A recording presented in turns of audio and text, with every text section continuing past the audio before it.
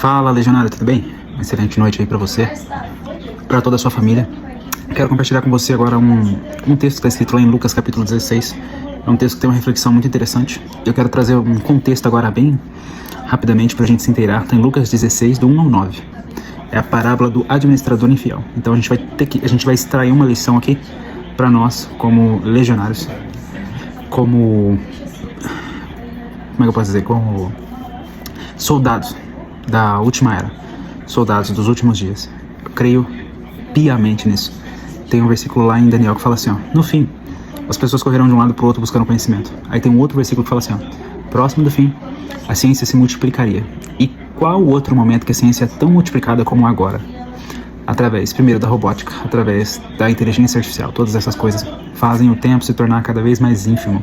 Cada vez as coisas estão mais práticas. Então a ciência, o saber, né? Ciência significa saber, tem se multiplicado. As pessoas têm ido de um lado ao outro à procura do saber. E vamos aprender, porque nós somos os legionários da última hora, os soldados de Deus da última hora. Então bora aprender. Lucas 16, versículo 1 diz assim, ó: dizia também aos seus discípulos, Jesus falava: havia um certo homem rico, o qual tinha um mordomo, e este mordomo foi acusado perante ele de dissipar os seus bens. O mordomo, para quem não sabe, é aquele que administra os bens do seu senhor, e ele tem a possibilidade de usufruir dos bens. É que nem a gente pensar no Batman e no mordomo dele, que era o Alfred. O Alfred, ele poderia desfrutar de todos os bens do Batman. É que nem a gente. Isso daí é um princípio da Bíblia. Deus é o dono, nós somos mordomos, porque nós podemos desfrutar de tudo aquilo que ele criou. Amém? Bora pra cima. E aquele senhor, chamando o seu mordomo, disse-lhe: que é isto que estou ouvindo de ti? Dá contas agora da tua mordomia, porque já não poderás ser mais meu mordomo. E o mordomo disse consigo: o que farei? Pois que o meu senhor me tira a mordomia? Cavar não posso, mendigar tenho vergonha. Eu sei o que farei, para que quando eu for desapossado da mordomia, me recebam em suas casas. Então o problema é, eu sou um administrador negativo, porque aqui ele fala assim, ó: este foi acusado perante ele de dissipar os seus bens. Dissipar, dar embora, não administrar bem. Então ele falou assim, ó: quando for desapossado da mordomia, me recebam em suas casas. O que ele falou? Então eu sei o que hei de fazer, para que quando for desapossado da mordomia, me recebam em suas casas. Ou seja, ele começou a administrar o que ele não fazia antes. Então ele começou a pegar tudo o que ele deveria fazer e começou a praticar. Ele começou a cobrar, enfim. Versículo 5. E chamando a si cada um dos devedores do seu senhor, disse ao primeiro: quanto deves ao meu senhor? E ele respondeu: 100 medidas de azeite. E disse-lhe: toma a tua obrigação agora, e assentando-te já, escreve 50. O que é isso, né? Tem muita pessoa que fala assim: é por isso que ele era infiel, porque ele deu desconto. E é isso. Então as pessoas pensam isso. O que acontece? Quando você está devendo e você vai pagar à vista, você consegue desconto. Então isso daqui não é ser infiel. Quando você deve ao banco, deve cartão de crédito, essas coisas, e aí a sua dívida se arrasta por muito tempo, ela cria muitos juros. Mas se você fala assim: olha, eu quero negociar minha dívida pelo metade do preço, eu pago tudo de vez, o banco aceita. O banco, para quem não sabe, ele não sai nem no prejuízo, porque todo prejuízo aparente é descontado do imposto que o banco paga para o governo. Essa é uma loucura. Eles não têm prejuízo praticamente. Então, chamando-se os devedores do seu senhor, disse ao primeiro: quanto deves ao meu senhor? Ele respondeu: 100 medidas de azeite. Então ele falou assim: olha, eu não fazia o que eu precisava, mas agora eu estou fazendo, então eu quero te dar desconto, paga. Em outras palavras, ele começou a fazer o que ele não fazia. Primeiro disseram assim, ó: esse mordomo, ele dissipa os seus bens. Mas só que depois ele fala assim: olha, eu quero negociar tudo que eu preciso negociar agora. Por quê? Porque eu vou ter que sair daqui. Então é interessante a gente comparar esse mordomo com as nossas vidas. Por quê? Porque quantas vezes eu, você, nós estamos arrastando coisas que nós precisamos fazer. Muitas vezes nós não fazemos o que precisa ser feito.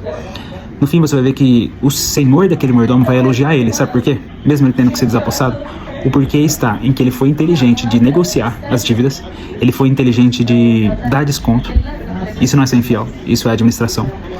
E ele foi inteligente de fazer tudo o que ele precisava fazer, mesmo sendo o último momento, mesmo sendo o fim do trabalho dele. E este é o elogio do Senhor, porque ele diz: no fim, ele fez tudo o que precisava fazer.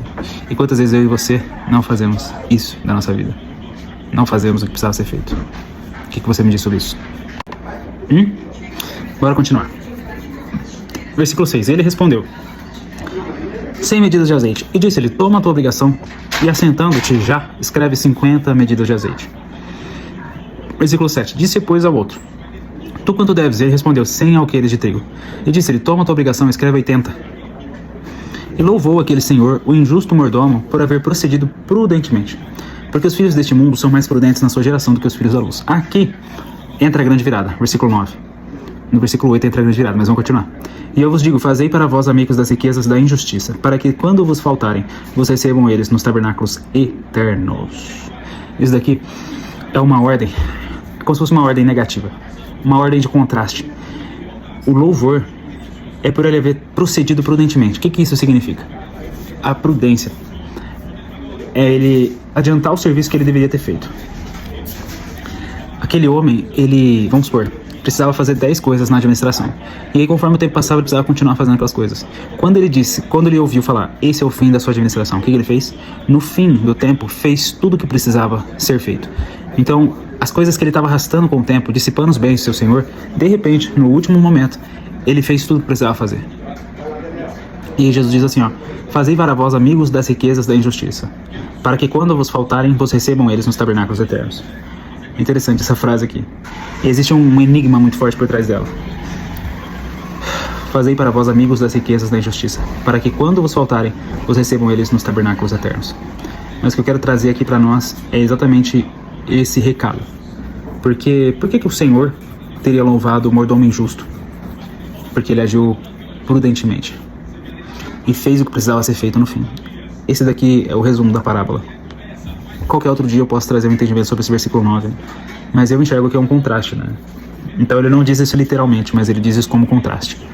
Se ele fez amizade com aqueles homens, através da injustiça que ele fez, mesmo fazendo tudo que precisava fazer, no fim, ele mesmo falou, né, no versículo 5, no versículo 4, para que quando for desapossado, me recebam em suas casas. Se ele fazendo isso, né, fez esse último momento, tudo que precisava ser feito, e depois ele recebeu o benefício de ser aceito na casa daquelas pessoas por ter feito prudentemente, por ter feito o que precisava fazer, quanto mais não vai ser com as nossas vidas, quando a gente aprender a fazer tudo que precisa ser feito e ser um verdadeiro amigo próximo do Senhor. É muito interessante porque tem pessoas que aceitam Jesus como seu Salvador, mas ainda tem pessoas que aceitam Jesus como seu Senhor, e ainda tem pessoas que aceitam Jesus como seu amigo. As coisas são diferentes, porque são níveis de intimidade. Quem aceita Jesus como seu Salvador está salvo. Quem aceita Jesus como seu Senhor é servo dele. Mas quem aceita Jesus como seu amigo, então são níveis, 1, 2, 3. Esse vai começar a amar aquilo que Deus ama. Esse vai começar a odiar aquilo que Deus odeia. Esse vai investir nas obras de Deus aqui na terra. Então nós precisamos ser essa pessoa. Não tenha Jesus como seu Salvador. Não tenha Jesus como seu Senhor somente, mas tenha Jesus como seu Senhor, como seu Salvador e como seu amigo. Que ele seja na sua vida esses três. Esse versículo 9, né, é um contraste muito forte, porque aquele homem no último momento da vida dele, como mordomo, fez tudo o que necessariamente ele precisava fazer. Fez a administração, conquistou amigos, e aí ele foi desapossado, vazou dali e foi recebido nas casas daquele que ele deu desconto. Então qual que é a aplicação disso para a nossa vida? Nós precisamos não ser mordomos da injustiça, mas fazer aquilo que é da nossa parte, da nossa administração, assim como nós estamos nos últimos dias, fazer assim que for necessário, assim que for possível, aliás, vamos dizer, fazer logo. E aí assim nós estaremos conquistando a amizade daquele que vai nos receber nos tabernáculos eternos. Esse versículo é um grande contraste. Então, aprenda com o administrador infiel e faça o que você tem que fazer. Porque ele foi elogiado, porque mesmo sendo infiel, chegou no último momento e fez tudo o que precisava. Mas e você? Será que você vai receber o elogio de Deus dizendo, servo bom e fiel, porque foste fiel no pouco, sobre o muito te colocarei. E a pessoa que recebe um talento, depois sobre muito te colocarei, Deus confia mais um talento. E aí depois ela multiplica de novo e chega com 4 talentos. Aí Deus coloca mais um talento sobre ela. Aí ela vai e multiplica de novo e traz 10. E assim é. É por isso que a parábola dos talentos são números que se encaixam um sobre o outro. Mas enfim, a gente vai falar sobre isso em uma outra oportunidade. Receba essa palavra aí e comece a agir. Beleza? Senhor, continua nos dando sabedoria e graça. Que cada homem aqui que ouviu essa palavra tenha, Senhor, um crescimento dela no coração. Que a sabedoria do Senhor continue a, em nome de Jesus, fazer essa palavra crescer, prosperar, multiplicar. e que a gente possa compartilhar essa palavra também com outras pessoas. Que a vida de cada homem seja tocada, em nome do Senhor Jesus. Amém. Grande abraço. Gente, tamo junto. E se você não faz parte desse grupo aí, você tá assistindo pela internet, comenta aqui, Legionário, que você vai poder ser convidado a participar. Tamo junto.